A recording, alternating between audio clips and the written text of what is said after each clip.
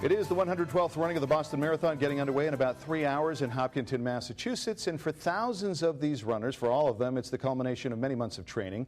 And with us this morning to talk more about that and the race is four-time winner of the Boston Marathon, Bill Rogers. Bill, good morning. Good to have you here bright and early. Good to see you. So what should we look for this year in the race in general terms? We know the conditions, we know who's in the race. What are you looking for in the race, and what should we look for as fans? I think the number one thing is that the weather is good, pretty good for the runners, you know, compared to last year when it was cold, rainy, kind of a strong headwind against the runners, very slow.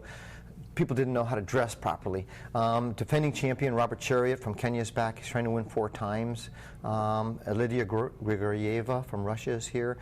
Some of the top women in the world. It's weak on the American men's and women's side because we just had our Olympic trials here in Boston for the women yesterday, for the men in New York last fall.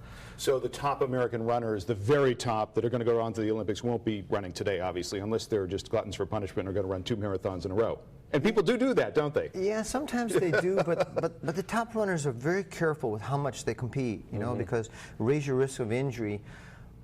On the other hand, the runners who run Boston, Mike, they've all had to qualify. So these are the fittest, strongest runners from around the country. Now, many of these people are running for their first time. Yeah. What particular tips, Bill, as a veteran runner of the Boston Marathon, would you have for them?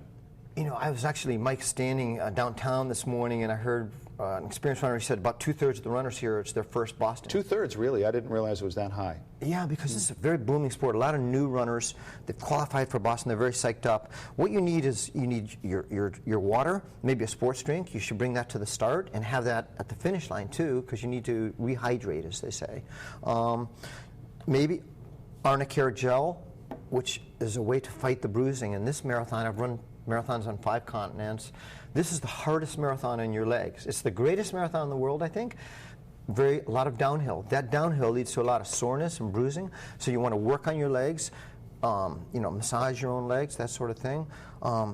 You also make sure you've got socks. Most of these runners are pretty experienced. It's their second marathon at the minimum because you had to qualify with another marathon.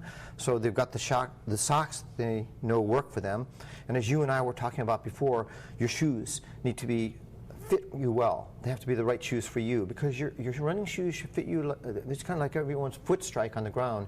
It's like your fingerprint. It's individual. And this may seem very fundamental, but your shoes gotta fit. How has the marathon changed, Bill, since you ran it and won it last? When was the last time you won? You won in 75 and 79. You won 4 times. What was the last time you won? 1980 was my last win. 80 was the last win. So you won it 2 years in a row there. So it's changed a lot, not only the prize money, but the race has changed, I think, in the competitive nature and the international nature of it. Mike, this sport's gone through so many changes. Women came in, runners like Joan Benoit Samuelson, who ran yesterday in the Olympic trials, set an American record for women over 50. There's more older runners, you know, over 40. About half the field here is over 40, 50, 60. But there's also lots of younger people. All these 25-year-olds, 28-year-olds, they're coming out. They want to stay fit. It's this new generation. You see families out there, you know, running together. Then there's the prize money, which is going up to $150,000 first place here at the Boston Marathon. The best in the world. In 80, was there prize money in 80 even? No. There was no prize money. It was considered a, quote, amateur sport because if you wanted to represent your country in the Olympic Games, you couldn't receive money. It was considered a kind of negative effect on you. All that changed in the 80s in Boston, along with other track and field and marathon events. Boston went professional in 1986. $150,000. That would have been nice 4 times over, huh, Bill? Yeah, that was good. But you know, the money is great in the sense that a lot of the runners here are trying to earn their living at it, you know, in a very, very competitive sport, global sport. So it's tough to win and tough to score like that. But most people run because for that inner feeling, that satisfaction, you earn that medal. And like a guy told me yesterday at the expo, he said, you know, I really, you know, I earned it, you know. Real quick, we're going to talk to Matt in a moment about the weather. You were mentioning the weather. Matt mentioned it earlier. Is the weather good enough today you think we'll see a record?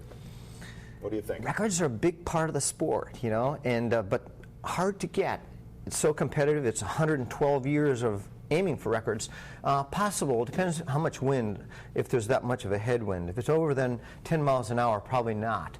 Well, we'll have to see. Bill Rogers, it was great to have you here. Pleasure to meet you. And Matt, maybe you can answer that question for us now. Thanks.